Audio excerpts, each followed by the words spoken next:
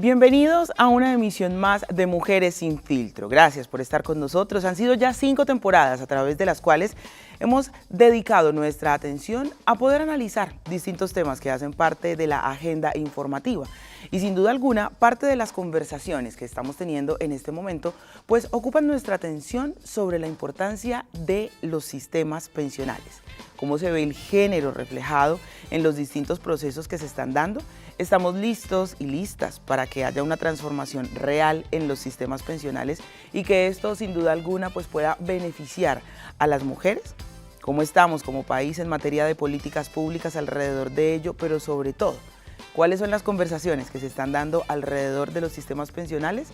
Son una deuda interesante que tenemos como sociedad y por supuesto, esto será lo que analizaremos el día de hoy aquí en Mujeres sin Filtro.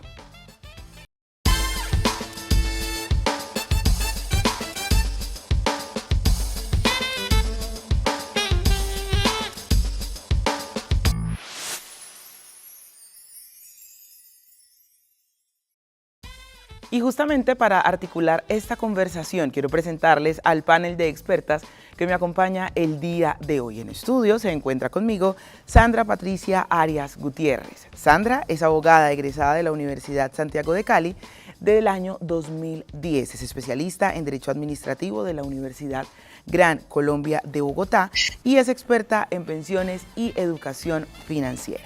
Sandra actualmente es fundadora y CEO de la firma Sandra Arias y Asociados, una empresa que busca impactar positivamente en la vida de las personas a través del acompañamiento y de la educación. Sandra, bienvenida a Mujeres sin Filtro, ¿cómo estás? Sara, muchísimas gracias por la invitación. Feliz de estar aquí y compartir esos espacios tan importantes. Muchas gracias, muy honradas nos sentimos de poder contar con tu presencia. Y gracias al escenario de la virtualidad, quiero invitarles para que nos conectemos con Helen Rojas. Ella es profesora egresada de la Universidad Pedagógica Nacional. Es analista económica y directora de la Coordinación de Mujer y Género de Sede Trabajo. Helen, bienvenida a Mujeres sin Filtro, ¿cómo estás? Muy bien, muchas gracias a ustedes y a la universidad por esta invitación y seguro será un espacio de mucha formación para todos y para las personas que nos escuchan. Gracias. Gracias a ti por aceptar esta invitación. Pues yo quiero invitarlas para que vayamos rápidamente a ver un contexto que ha preparado nuestra compañera Melisa Pantoja, quien se suma a nosotros en esta 5ª temporada de Mujeres sin Filtro.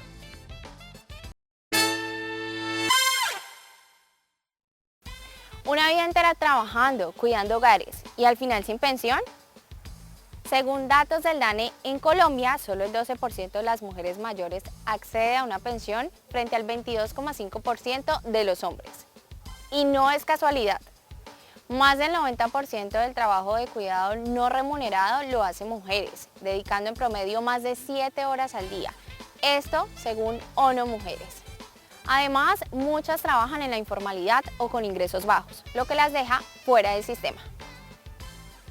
Algunas reformas han intentado corregir esto. Menos semanas de cotización, reconocimiento por hijos y subsidios para quienes no alcanzaron a cotizar. Pero la deuda es más profunda.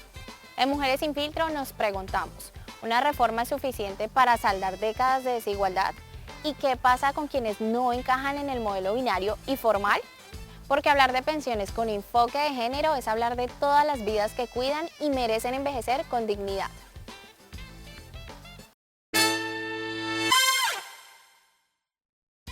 Interesantes datos los que nos dejaba Melisa y por supuesto entonces es importante poder empezar a tejer esta conversación en compañía del panel de expertas que me acompaña el día de hoy. Así que yo quiero empezar, Sandra, preguntándote, ¿cómo está estructurado el sistema pensional en Colombia? ¿Dónde están esos lugares a los que hay que prestarle atención y por qué finalmente pues abre brechas en lugar de poder acortarlas?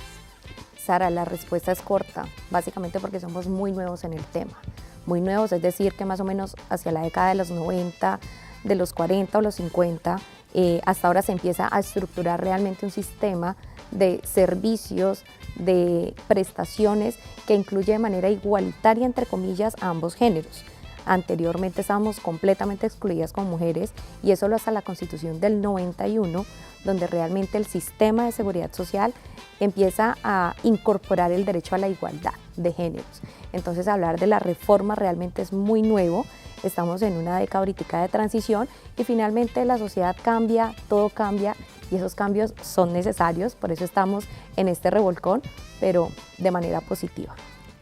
Qué importante, porque es muy necesario poder hacer conciencia justamente de lo que nos acabas de mencionar, y es cuál es la experiencia que como sociedad y cuál es el entramado cultural que ha acompañado, digamos, la configuración de lo que nosotros reconocemos hoy como ese sistema pensional que acoge, digamos, todo el proceso de lo que es la vinculación laboral formal, porque además también hay que decirlo ahí, y es que está asociado a la vinculación laboral formal. Helen, ¿por qué es importante entonces poder analizar este sistema con todo, digamos, y el proceso nuevo que tiene, las transiciones que está teniendo, pero además los cambios generacionales a través de la lupa del enfoque de género? Por supuesto, bueno, empezar diciendo que las mujeres representamos un poco más de la mitad de la población y esto no es un asunto de poca cuantía, o sea, no es que seamos una minoría que deba ser asistida solo desde el gasto social, sino que realmente cuando hablamos de las mujeres hablamos de la mitad de la fuerza de la producción del país que debería estar activa con unas condiciones de dignidad laboral. Entonces eso significa que cualquier política, reforma o transformación que no cuente con la fuerza o el aporte de las mujeres, desde el inicio está mal diseñada. Y cuando hablamos desde del sistema pensional, desde un enfoque de género, vemos cómo se reflejan y se amplían también desigualdades que las mujeres cargan durante toda su vida. Entonces vemos que las mujeres principalmente trabajamos en condiciones de informalidad, ganamos menos, incluso un 48% más en el caso, por ejemplo, de las mamás, de las mujeres que son madres. Y esto se traduce también a tener menos acceso a empleos estables y formales. Entonces ahí nos podemos dar cuenta que las desigualdades no nacen desde el sistema pensional, nacen desde un mercado laboral y desde una organización social del cuidado que castiga a las mujeres desde el inicio y limita también sus oportunidades para poder cotizar.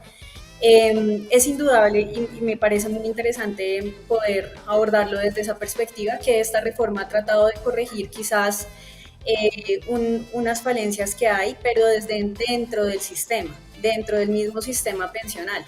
Sí, entonces vemos, por ejemplo, que hay una reducción en las semanas de cotización, se crean unos pilares solidarios, pero hay que decirlo, estas medidas todavía son muy paliativas porque no atacan la raíz del problema. Entonces tenemos una informalidad estructural, tenemos una brecha salarial y falta una corresponsabilidad de una sociedad del cuidado, ¿no? Entonces hoy, por ejemplo, teníamos el dato en el video, y es que solo el 12% de las mujeres logran pensionarse y cuando lo hacen reciben un 28% menos que los hombres. Entonces creo que esto puede ser un abrebocas para que cuando discutamos el enfoque de género en el sistema pensional, debemos hablar que no solo se debe reducir a subsidios a las pensiones para las mujeres o ajustar las semanas, sino que implica también transformar condiciones previas, que creo que es un poco lo que ha tratado de apuntar los fallos de la Corte Constitucional, que me parece muy interesante porque tratan de revertir el asunto, ¿no? Y se necesita, por supuesto, dignificar el trabajo de las mujeres, garantizar un mercado laboral digno y una distribución del trabajo social, del cuidado dentro de la sociedad de manera equitativa, asumiendo también las responsabilidades que tiene el Estado hoy y la deuda histórica que tiene con las mujeres. Importante porque el cuidado como eje central, ¿no?, del elemento social. Hemos vivido distintos espacios, procesos sociales como la pandemia que nos enseñaron que si el cuidado no está en el centro, pues nada más puede pasar. Definitivamente poder priorizarlo, pero además reconocerlo y nombrarlo desde los lugares que tiene en la escala laboral es muy importante, porque si no, definitivamente esto solamente lo que va a hacer es agrandar las brechas y pues seguir poniendo a las mujeres en condiciones de vulnerabilidad. Y justamente entonces entendiendo o llevando más bien el cuidado como ese centro de la vida y como ese centro de la conversación, pero también como ese lugar que no es tan bien reconocido y que genera brechas de accesibilidad para las mujeres. Sandra, pues qué herramientas, qué principios, qué acciones pueden incorporarse para que podamos empezar a transitar de una manera más efectiva este camino hacia una nivelación, podríamos llamarlo, y ya tú me corregirás si de pronto no es la palabra que mejor lo expresa, dentro del sistema de pensional. ¿Cómo equilibrar esos derechos? Mira, es un tema bien complejo porque históricamente el papel de las mujeres en la sociedad, no solo como mamás, no solo como hijas, como esposas, sino el impacto social que tenemos, hablemos específicamente del tema de las madres comunitarias. Ese es un tema donde se ve la desigualdad completamente. Hace poco lucharon por sus derechos a través de tutela, no lograron el reconocimiento de unos derechos pensionales, pero es muy importante que sepan que lograron derechos pensionales. Entonces, a pesar de que hay unos subsidios, algunas ayudas, siguen quedando vacíos. Yo siempre he sido una fiel creyente que la principal herramienta es la educación, a través de la educación financiera y entender el tema pensional no solo como un tema legal, pesado, que se vuelve tedioso. Ahorita con la reforma pensional hemos visto cómo hay muchos conceptos, sino traerlo más a la vida real. Es un proyecto de vida, es cómo cuidamos nuestra vejez, cómo el trabajo que hacemos por otro lo cuidamos con el trabajo que hacemos por nosotros mismos. Entonces, creo que dentro de las herramientas sociales es apostarle, incluso muy desde temprano, primera infancia, el tema de una educación financiera que le permita a las mujeres y esas mujeres que vienen en camino entender que son merecedoras de ese derecho, que tanto nos ha costado, porque es que históricamente solo, imagínate, hasta la Constitución del 91 y con la Ley 100 del 93, es que venimos a incorporarnos como género realmente en un sistema pensional. Antes no existía y han sido muchos los sacrificios de madres o mujeres, como desde épocas antiguas donde mandaban a sus hijos a la guerra, todo el cuidado que daban y no tenían realmente ninguna retribución por parte del gobierno o por parte de las entidades. Entonces es un proceso que ha venido de a poco. Helen, como bien lo expresa, de alguna manera han tratado de reivindicarse a través de estas sentencias que además son bellísimas y hacen un reconocimiento y una exaltación a la labor de la mujer, no tanto desde el punto de vista legal en derechos, sino desde el punto de vista vivencial. Y yo creo que hay que apostarle a volver a eso, a la esencia del ser, a la educación y finalmente pues lograr esa igualdad que tanto queremos. Importante entonces porque estamos transitando el camino para que no solamente desde lo legal, sino como bien lo decía Sandra, desde la manera en la que se enuncian los distintos conceptos y cómo se conciben entonces estas leyes, podamos apuntarle a un equilibrio. Sin embargo, tenemos objetivos como planeta y los objetivos de desarrollo sostenible aquí nomás, a 2030, ya nos están respirando en la nuca. Atrasados nos dejó la pandemia. ¿Cómo vamos entonces en estas conversaciones como país? Ya regresamos aquí a Mujeres sin Filtro. Vamos a un breve corte.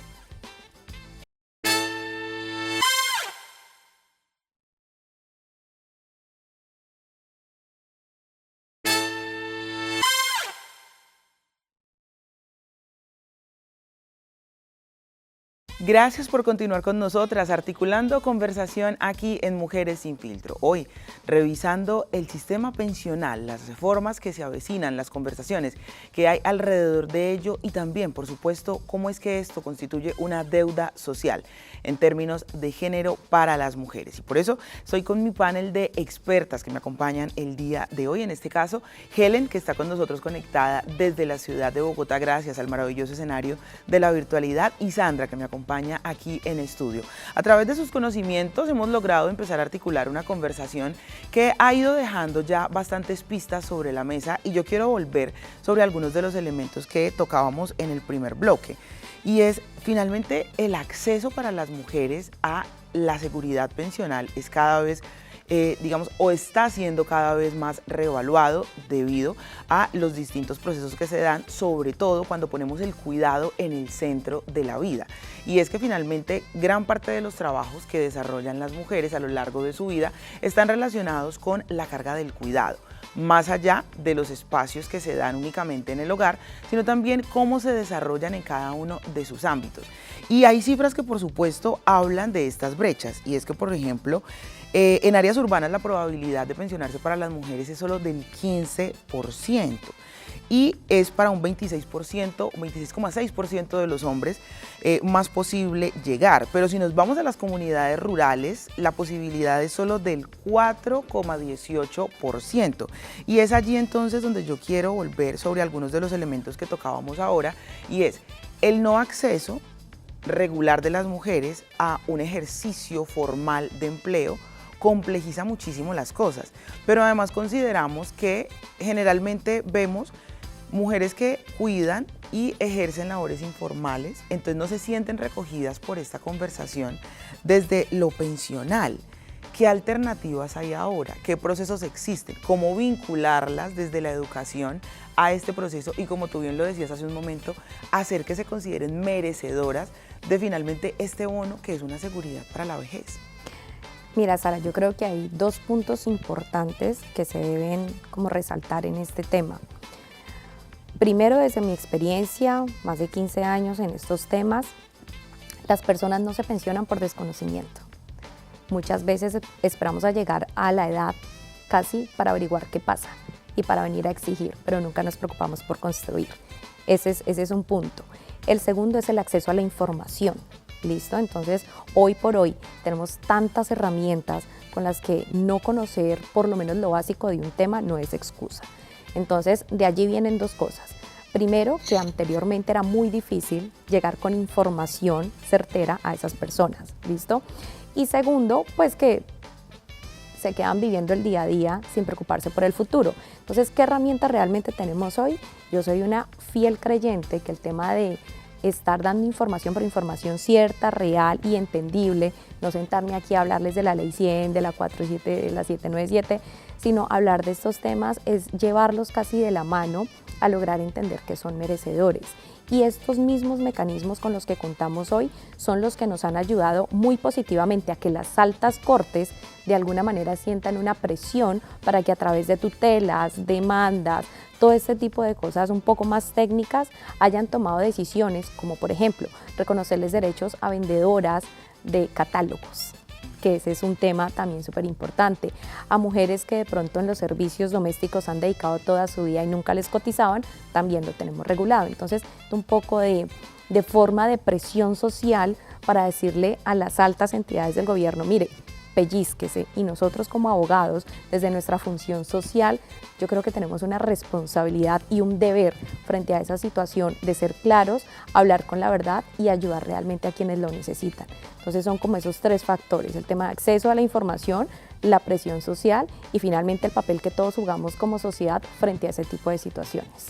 Y es que justamente poder involucrarnos de una manera mucho más activa en esta conversación ha llevado a que, por ejemplo, el Estado tenga en consideración la importancia de tener medidas como brindar el reconocimiento de semanas por los hijos. ¿Esto ayuda o no ayuda a cerrar las brechas? ¿Sigue complejizando y objetivizando el lugar de las mujeres en el escenario de la procreación?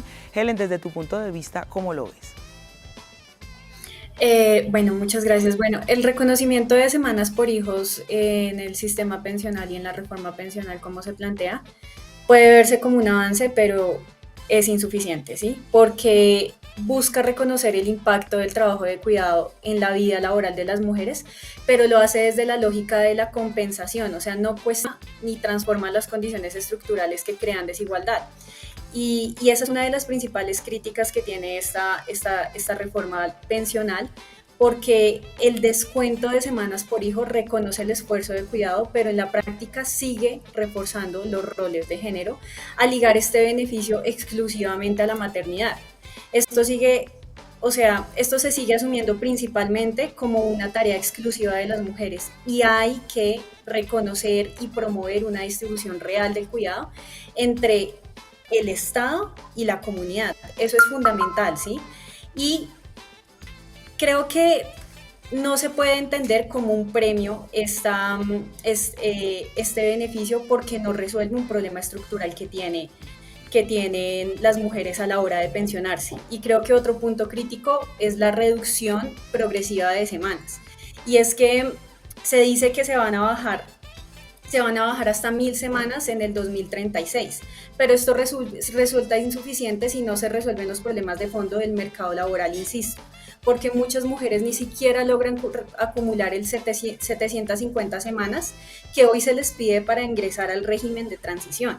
Tienen trayectorias laborales fragmentadas, tienen demasiada informalidad y salarios bajos. Y también es importante poder empezar a vincular una mirada como una mirada un poco más interseccional, entendiendo que la situación de las mujeres a lo largo del país no es toda la misma, o sea, depende también si una mujer es racializada, si vive en las zonas rurales, o sea, las condiciones van cambiando muchísimo, o sea, hoy la realidad del país es que muchas mujeres ya no tienen la misma cantidad de hijos. Entonces esto termina siendo incluso un poco anacrónico porque si usted se da cuenta, la cantidad de hijos que hoy tienen las mujeres es de 1.5. Entonces realmente esto no sería una transformación real para las mujeres dentro del sistema pensional. Creo que hay otra cosa que es muy interesante y es que hay que revisar también la experiencia internacional, ¿no? Entonces, por ejemplo, en países como Alemania también se empezaron a implementar estas medidas, pero lo que hizo fue ampliar la cobertura, pero no logró reducir la diferencia o el monto de pensión cuantiosa tanto para hombres como para mujeres. Entonces ahí sigue existiendo un hueco importante para las mujeres a la hora de pensionarse. Y esto ya se ha venido, insisto, se ha venido implementando en otros países, pero no ha logrado resolver un problema estructural. Qué interesante, por supuesto, porque a la luz de los distintos procesos que vivimos como país, pues las situaciones se complejizan, como bien tú lo mencionabas, para las distintas regiones y las mujeres que habitan estos espacios poblacionales. Pero revisar los ejemplos internacionales, por supuesto, es muy importante de cara a los retos que como sociedad tenemos. Importantísimo que esto ya sea una conversación cada vez más plural, que si usted va al supermercado ya la gente está hablando de reforma pensional, que si usted está en las instituciones educativas, la gente está preguntándose al menos por qué es un sistema pensional y por supuesto porque espacios como esta, la Franja Institucional de la Universidad del Valle, abrimos espacios con panel de expertas como ustedes para que podamos llevar esta conversación a lo cotidiano y seguirla tejiendo. Vamos a ir a un breve corte porque ya regresamos para conectar con ustedes a través de nuestras redes sociales, aquí en Mujeres Sin Filtro.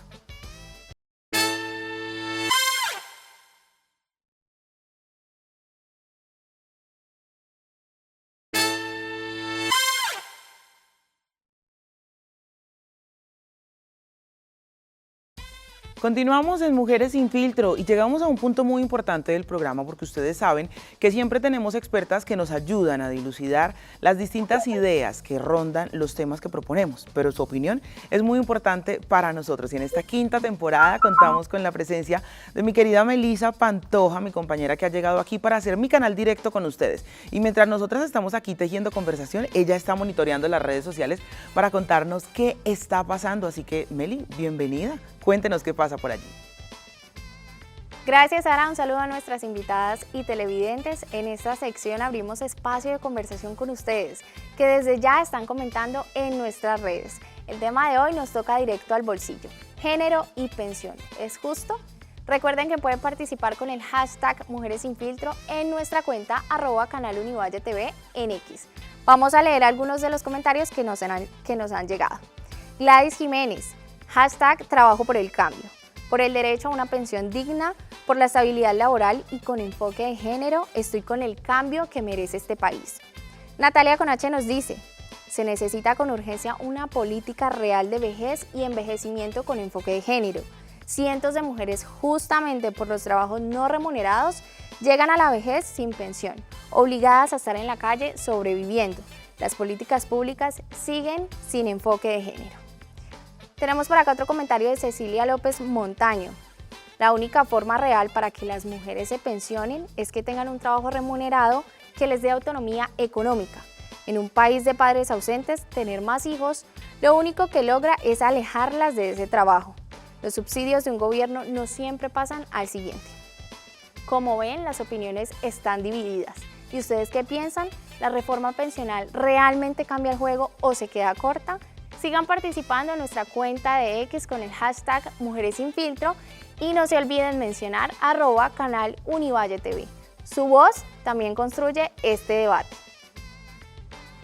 Meli, muchísimas gracias por mantenernos actualizadas de lo que está pasando en nuestras redes sociales. Importantes comentarios los que recibíamos allí por parte de quienes están en este momento pendientes del programa y justamente entonces yo quiero revisar a la luz de esos comentarios que nos decían necesitamos es un sistema real de vejez, necesitamos que las mujeres tengan acceso a trabajos remunerados, definitivamente los subsidios de un gobierno no pasan al otro y por supuesto pues se cambia de políticas también alrededor de las creencias que llegan a ocupar esos cargos de toma de decisión. Es importante entonces también pensarnos pues entonces, ¿cuáles son esos caminos que podemos empezar a transitar? Porque si bien, como lo decías iniciando este programa, somos nuevos en este proceso. En términos de la inclusión de género, estamos llegando y por supuesto esto supone toda una serie de desafíos que estamos conversando en este momento como sociedad. Pero entonces, ¿cuáles son esos lugares o esos caminos que podemos empezar a transitar? Porque podemos irnos también al otro extremo, y es la formalidad absoluta y total, y eso relegaría las labores de cuidado, que por supuesto no son única y exclusivamente de las mujeres, pero sí se desarrollan en una gran medida por ellas. ¿Cómo entonces balancear también ese constructo desde lo social, lo cultural y llevarlo a este espacio de pensión, Sandra? Sara, es muy difícil, digamos, desde cada posición, como dice el cuento, tener contento a todo el mundo. Este es un trabajo de articulación donde de alguna manera tanto nosotros como parte de la sociedad, como las mujeres, como hoy por hoy vemos muchos hombres cuidadores, también cabeza de familia, que en algún momento vamos a ver cómo también va a repercutir. Es un tema más de evolución, es un tema generacional, de cambios y de adaptación. El mundo y las personas no son permanentes, somos de cambios. Entonces, si hablamos, por ejemplo, en la última década llegó el teletrabajo, que nos ha abierto oportunidades.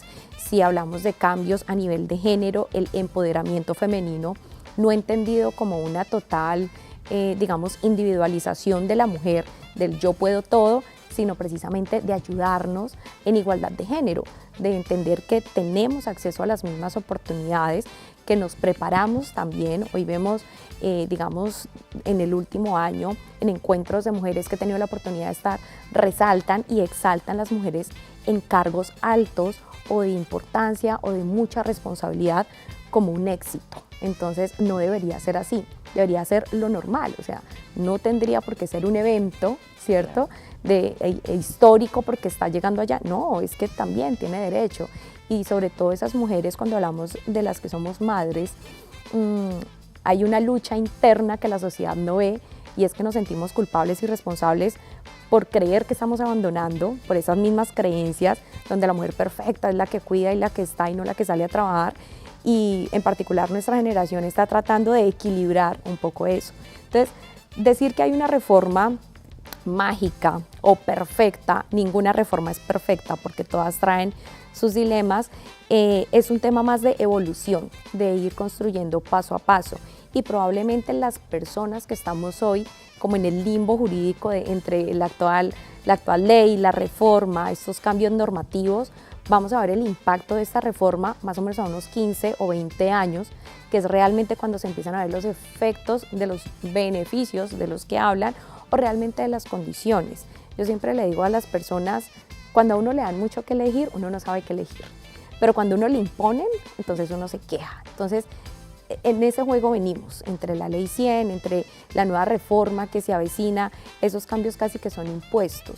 Entonces, medir un impacto es muy difícil, pero el trabajo de las mujeres articulado, digamos, y como sociedad en camino de evolución, vuelvo e insisto, como lo dije al principio, la solución es un tema de educación de saber a qué tenemos derecho, cómo podemos llegar a ese derecho y sobre todo cómo podemos construir realmente esas herramientas que nos permitan en algún momento, no sé si en 50 años, en 20 años, pero sí llegar un poco más a ese equilibrio, sin dejar de lado las cualidades que cada género puede tener, pero sí resaltando todo ese esfuerzo histórico que las mujeres hemos dado por la evolución y por la sociedad que somos hoy.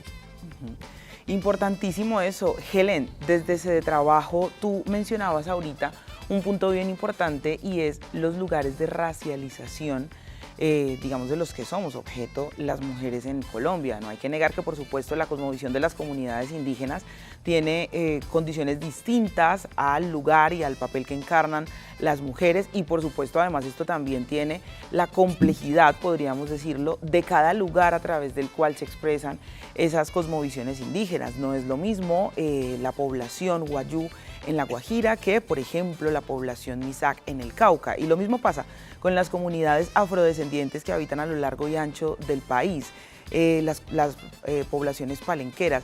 Desde ese trabajo, ¿qué pistas se están dando o qué lugares se están pensando también para que estos beneficios pues, puedan reconocer esos otros lugares que habitan las mujeres desde la racialización, desde la cosmovisión cultural y por supuesto todo aquello que es tan rico pero que nos hace pensar también en términos de lo normativo?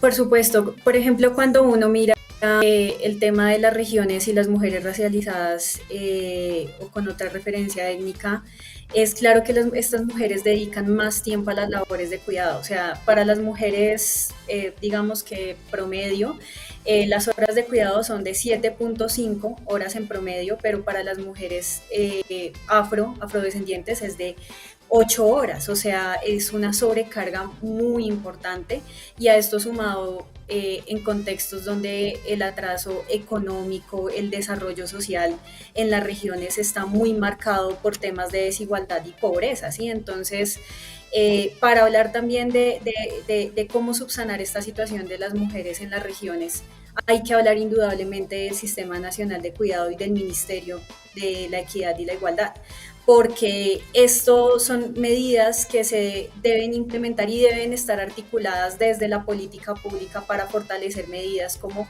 reformas laborales, reformas pensionales y que tienen que funcionar de manera adecuada, también respetando estas lógicas tradicionales que tienen las regiones, que también permiten tener una visión un poco más universal y completa de las labores del cuidado y de las lógicas del cuidado también comunitario que ya estamos empezando a abordar y que tienen un impacto en el desarrollo social del país.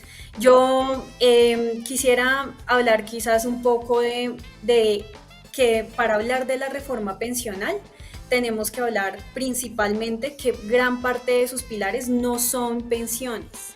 O sea, estos son subsidios a las pensiones, son beneficios económicos periódicos, como en el caso de los BEPS o en el caso de el pilar 1, pues no tenemos pensiones, sino tenemos subsidios, tenemos beneficios, tenemos bonos, pero para abordar realmente el impacto que van a tener estos pilares, tenemos que abordar la situación fiscal del país, y es la manera en la que el país consigue recursos para poder financiar las políticas públicas o los planes de bienestar social que se van a implementar dentro del país, que hoy estamos muy lejos de eso, porque en Colombia tenemos un muy bajo crecimiento económico. Hablábamos de nuevo, es importante hablar de la informalidad laboral que hay en el país. Entonces, eso empieza a generar como preguntas de ¿realmente estas medidas van a tener el impacto que estamos esperando?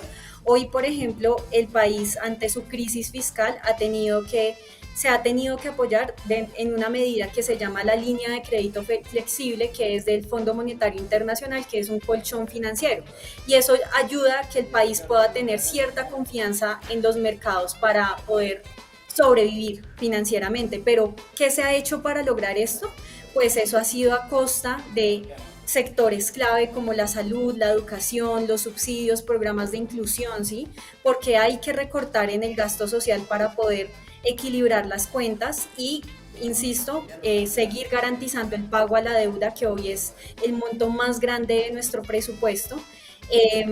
Y entonces ahí empezamos a notar que hay unas fallas estructurales. O sea, por ejemplo, hoy tuvimos reducciones importantes en la renta ciudadana, que era un aspecto, un subsidio importante para la sociedad que garantizaba un ingreso para los hogares más vulnerables y que ha tenido hoy unas restricciones presupuestales importantes. Entonces, para poder ver el impacto de estas políticas es indudable que tengamos que hablar de la situación fiscal del país, de las cuentas públicas, porque empieza a afectar, y los que terminan asumiendo estas responsabilidades son las mujeres en las regiones, son las poblaciones más empobrecidas. Y yo quisiera hacer una pequeña acotación ahí.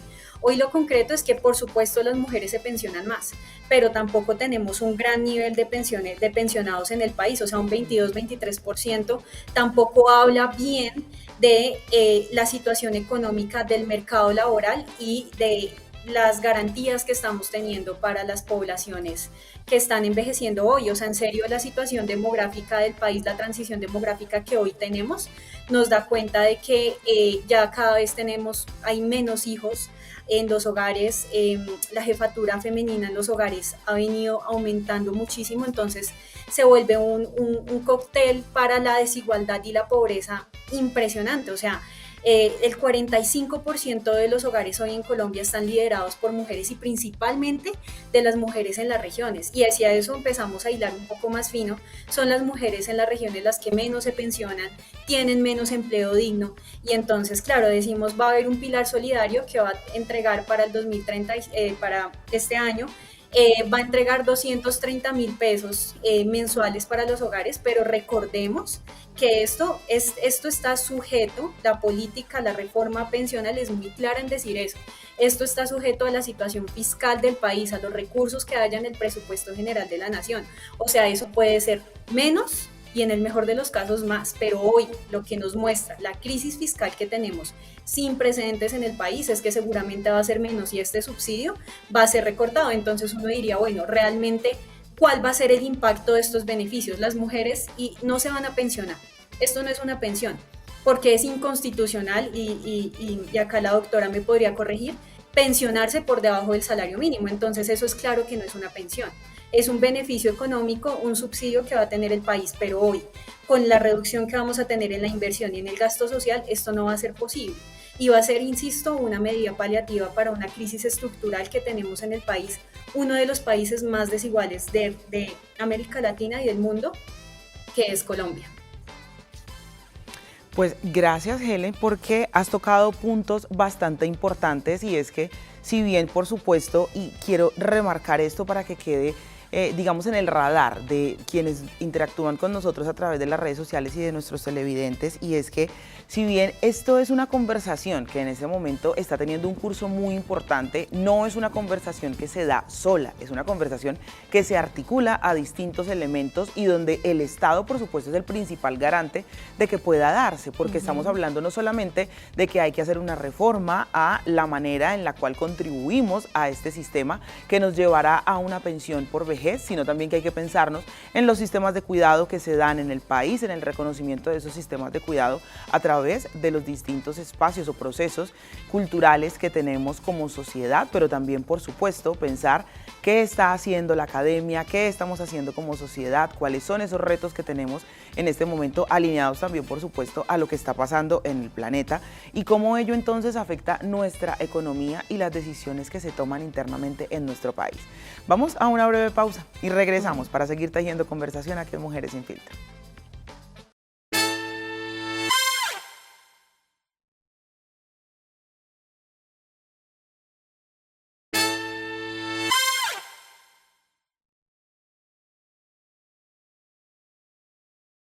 Gracias por continuar con nosotras aquí en Mujeres Sin Filtro, tejiendo conversación hoy alrededor del sistema pensional. El enfoque de género es una deuda que tenemos como sociedad, cómo estamos avanzando y de qué manera, por supuesto, los distintos procesos que se están estableciendo desde la conversación de la reforma y, por supuesto, desde los bonos pensionales, los pilares solidarios, entre otros aspectos, van a poder fortalecer o ampliar la cobertura para la pensión de las mujeres.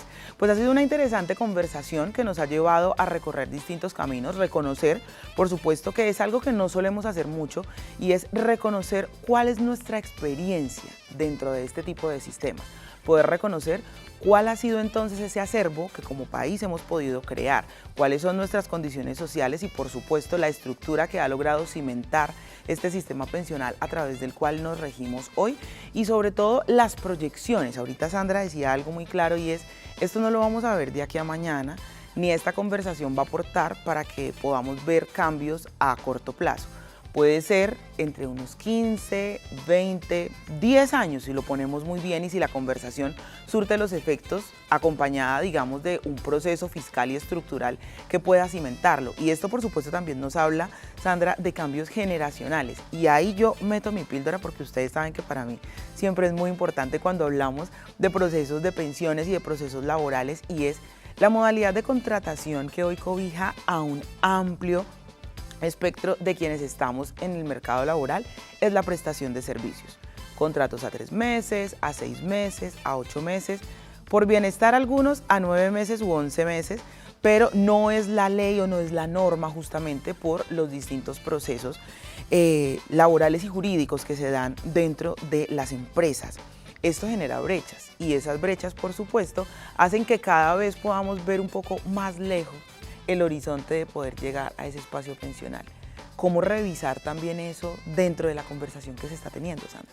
Sara, es muy interesante porque además de la reforma pensional en la que venimos cabalgando, de manera paralela está la reforma laboral. Esa reforma laboral, precisamente con la prestación de servicios, que tiene que venir articulada con la reforma pensional en efectos jurídicos por el tema de, digamos que, de las normativas y las exigencias que hay para hacer posible esos beneficios, que ya lo decía Helen, no todo es pensión, sino así sea subsidios. El tema de la prestación de servicios de alguna manera ha venido tratando de formalizarse, lo hablábamos hace algún momento después de pandemia, el tema del teletrabajo y otros mecanismos digamos, de hacer las actividades propias, ha llevado al Estado a que incluso las personas que acceden a emplear ciudadanos en esa situación, en ese momento la reforma pensional, incluso a partir de julio de este año, le dice: señor contratante, usted a ese contratista le debe garantizar esa cotización, porque históricamente hemos visto que la prestación de servicios se volvió en yo recibo la plata completa, hago de manera contable mi triquiñuela para no tener que declarar y me ahorro esa plata. Y resulta que lo que hoy te ahorras, en el futuro te pasa a cuenta de cobro, que es lo que te hablaba un poco en materia educacional. A veces nos preocupamos por exigir, pero muy poco nos preocupamos por prepararnos y realmente responder con lo que debemos.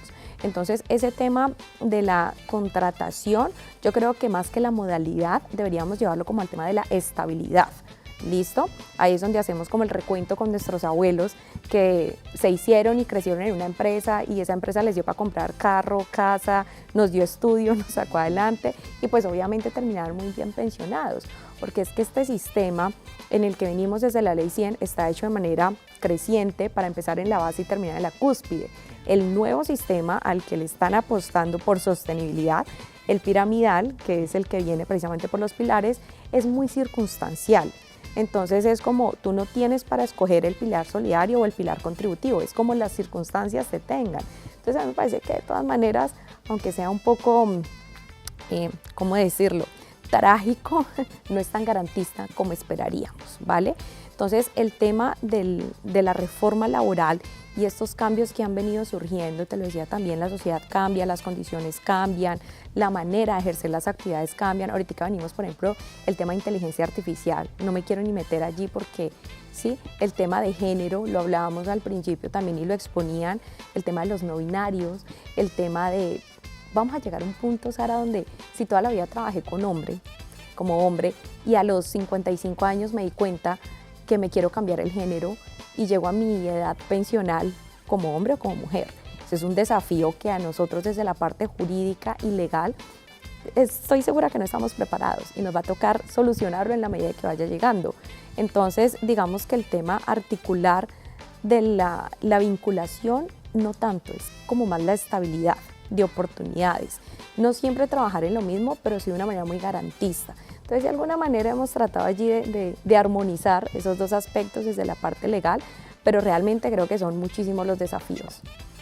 Importante porque, por supuesto, es un camino que estamos construyendo y supone una cantidad de desafíos, muchos cambios que van a desestabilizar y a desajustar para poder traer cosas nuevas que se sumen, pero también, por supuesto, la necesidad de sacar cosas existentes que no necesariamente retribuirán o podrán reconocer los procesos laborales a futuro a los que nos enfrentamos. Helen, desde tu parte, ¿qué recomendaciones? Porque, por supuesto, esta es una conversación que, como bien lo decía Sandra, nos está enfrentando a distintos retos como estructura social. ¿Qué recomendaciones podemos dar? Porque finalmente, tú lo decías ahorita, esto es un proceso que está reformando lo que conocemos ahora y que si bien no va a ampliar la cobertura, pues sí va a buscar generar una serie de garantías. Pero entonces, garantías versus cobertura, ¿cómo lograr equilibrar este proceso? Por supuesto, sí. O sea, medidas como las reformas son pasos que se dan hacia adelante para tratar de cerrar brechas, ¿sí? Pero creo que la experiencia nos ha mostrado y la historia de la humanidad también que si vamos a hacer algo hay que hacerlo bien y hay que hacerlo con calma, ¿sí? Hay que hacerlo con el estudio pertinente, con los aportes de la sociedad civil, con las organizaciones que están aportando también a estos debates, con los académicos, con las comunidades, o sea, tiene que ser un diálogo con el país para que se permita reconocer esos aportes y no se traten de emular modelos, no sé, quizás del norte global o de otras experiencias, sino quizás tomar lo mejor de estas experiencias, pero diseñar un modelo que esté a la luz de las necesidades que hoy tiene el país. ¿Sí? Yo creo que yo haría dos recomendaciones especialmente en materia de la reforma laboral. Y creo que la primera es el tema, a mí me parece muy preocupante el tema de los jóvenes. Sí, entonces con esta reforma laboral muchos jóvenes podrían terminar recibiendo pensiones más bajas que incluso con el régimen actual. Y eso hay que corregirlo porque es que los jóvenes son el motor del país. Muchos jóvenes incluso toman la decisión de emigrar porque aquí no hay las condiciones suficientes para desarrollar sus capacidades y contribuir al desarrollo del país. Entonces, no puede seguir con esa estructura donde se le está dando esta responsabilidad a los fondos privados y no fortalecer la base pública, eso es una falla, y entre otras porque esa fue una de las promesas de la reforma laboral que hoy no se cumplió, y es que la reforma pensional, perdón, y es que la reforma pensional prometió que iba a acabar con los fondos, pero esto no ocurrió.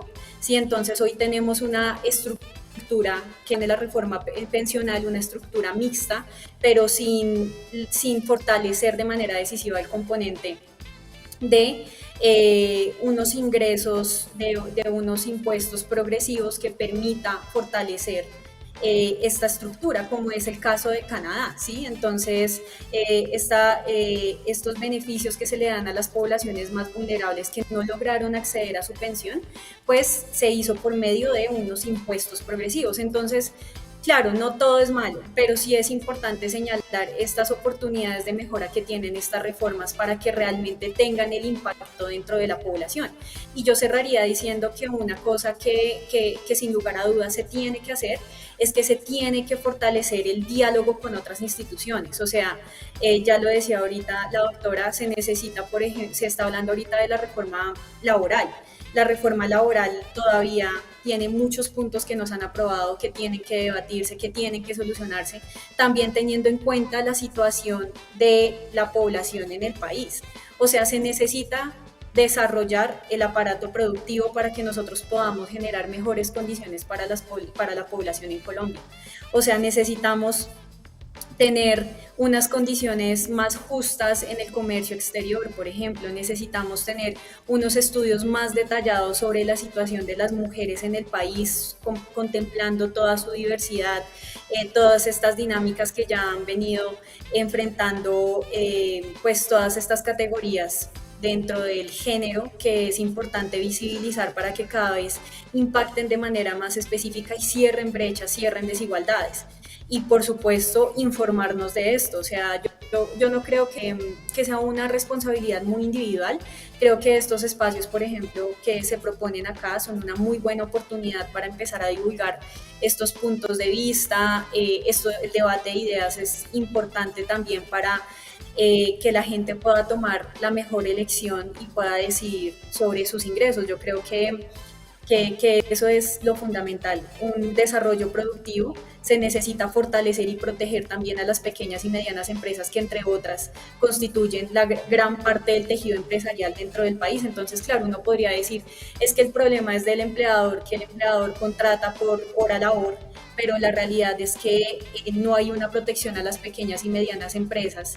Sí, entonces las empresas tienen que trabajar con las uñas, entonces ahí ya se empiezan a desglosar una serie de desigualdades porque entonces ya no contratan mujeres, y si las contratan es para obtener exenciones exenciones, entonces ahí ya se empieza a generar un círculo vicioso. Se tiene que resolver el problema de la desigualdad, pero generando oportunidades de empleo digno, fortaleciendo la industria, y por supuesto que cualquier medida que se tome dentro del país cuente con la mitad de la población, porque somos mujeres diversas que necesitamos poder poder vincularnos a la transformación del país y no solo quedarnos en las márgenes. Importantísimo, porque definitivamente una de las grandes conclusiones que nos deja este programa es que es una conversación que no se articula sola. La sinergia del Estado, la sinergia de lo estructural es lo que va a poder posibilitar que encontremos los caminos posibles para que cada uno de los procesos que tiene que cambiar dentro de los sistemas tal y como los conocemos, pues sea lo posible. Y justamente es ese debate de las ideas, como bien lo enunciaba Helen, el que les proponemos a ustedes desde aquí, desde Mujeres Sin Filtro. Helen, gracias por tu compañía desde Bogotá, muy interesantes tus aportes para ayudarnos a tejer esta conversación. Muchísimas gracias por la invitación y espero encontrarnos en una futura ocasión. Sandra, gracias, y yo quiero, antes de despedirnos, por supuesto, que le hagamos esa invitación a que la gente visite tus canales en redes sociales, porque yo sé que allí tú haces un ejercicio muy importante de pedagogía, de información, de justamente, porque me gusta mucho ese concepto, debatir esas ideas para que sean cada vez más amplias y plurales. Pues aprovechemos y hagamos la invitación a nuestros televidentes. Claro que sí, Sara, con estos temas tan importantes, para que no se queden por fuera, búsquenme como abogada Sandra Arias o Sandra Arias y Asociados. Allí nuestro lema es el camino seguro a tu pensión, apostándole precisamente desde la educación financiera. Nos encuentran en todas las redes sociales, en Instagram, en Facebook, en YouTube.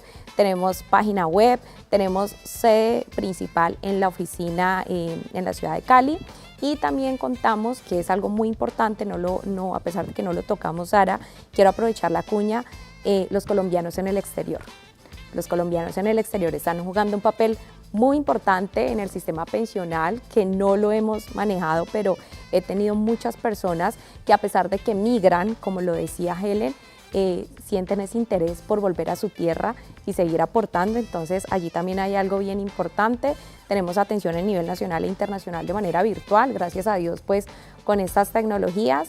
Y nada, desde mi profesión, desde nosotros como abogados, actores importantes dentro de sí es importante que ayudemos a generar este tipo de espacios. Entonces agradecerles muchísimo al canal, a la institución, por generar estos espacios de debate, de conciencia, donde yo sé que alguna persona por allá dice, yo no me he preocupado por la pensión y de pronto hay algo que no sé. Así que importante, vean, no dejen de cotizar, no dejen de informarse, pero yo siempre digo algo que les da risa, no coman cuento, dejen de creerse todo lo que dicen, que sí hay maneras.